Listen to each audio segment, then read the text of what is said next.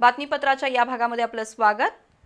पन्हाळा तालुक्यातील कोतोली इथल्या जनसेवा कृषी बहुउद्देशीय शेतकरी मंडळ आणि जनसुराज्य शक्ती पक्ष यांच्या वतीनं महाराष्ट्र कृषी दिनानिमित्त 1 ते 7 जुलैपर्यंत आयोजित केलेल्या जनसेवा कृषी सप्ताहाची सांगता उत्साहात झाली। कृषी सप्ताहात शेती आणि शेती संबंधित वेगवेगळे उपक्रम राबवण्यात आले।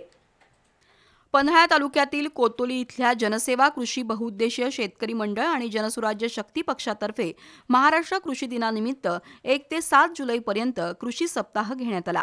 त्यामध्ये कृषी विषयक उपक्रम राबवण्यात आले।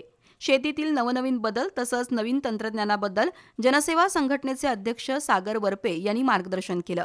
दरम्यान 300 झाडांचं मोफत वाटप, शेतीपूरक साहित्य वाटप, कोतोली ते कणेरी रोड शेजारी वृक्षारोपण आणि बळीराजा लकी ड्रॉ असे उपक्रम घेण्यात आले।